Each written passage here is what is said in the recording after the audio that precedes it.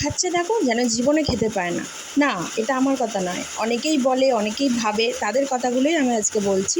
তো hello everyone, সবাই কেমন আছো? আশা করি ভালো আছো। তো দেখো, আমি এখানে কাঁকরোল ভাজা, মিষ্টি কাঁকরোল ভাজা আর ঢ্যাঁড়সের চচ্চড়ি নিয়ে চলে এসেছি। খাচ্ছি, খেতে বসে বসে কিছু কথা শেয়ার করি।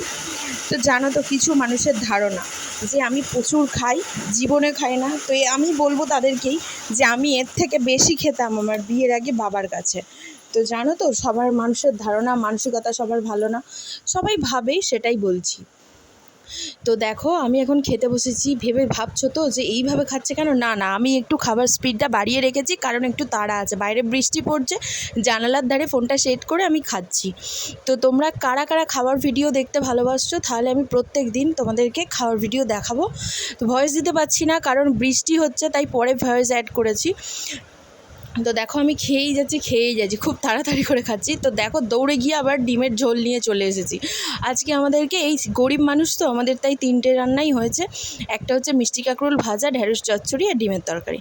এই দেখো, ডিমের ঝোলটা খাচ্ছি। তো আমার বড় কোনো দিন খাওয়া নিয়ে আপত্তি করে না, শুধু বলে তেল মশলাটা একটু কম খাবে, কারণ তোমার শরীরের হাল ভালো নয়, মানে আমি মোটা, সেই জন্য। না হলে খাওয়াতে আমাকে কেউ কোনো দিন বারণ করেনি এর আগেও।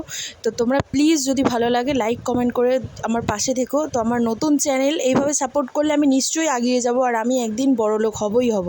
সেই দিন কিন্তু আমি ডায়েট করব, বড়লোক হতেই হবে। তো হ্যাঁ, আমি কিন্তু একা খাই না, আমি পুরো পরিবারকে খাওয়াই। কারণ আমার শাশুড়ি মা আছে, আমি আছি, আমার মেয়ে আছে, আমার হাজব্যান্ড আছে। হাজব্যান্ড খেয়ে কাজে চলে গেছে, মেয়ে খেয়ে স্কুলে চলে গেছে, আমি খেয়ে এখন ল্যাদ খাবো বিছানায়, আর আমার শাশুড়ির খাবার গুছানো আছে, খেয়ে নেবে। আমি কিন্তু একা খেতে পছন্দ করি না, আমি যাই করি সবাই মিলেই খাই, সবাই মিলেই থাকি। চেষ্টা করি গরিব হতে পারি, কিন্তু সুখী পরিবার যেন হয়। আর কেউ যদি নাক গলিয়ে ঝগড়া বাঁধানোর চেষ্টা করে, আমার কিন্তু তখনই খারাপ লাগে। তো আজকের মতো ব্লগটা এই পর্যন্ত। সবাইকে টাটা, ভালো লাগলে লাইক করো।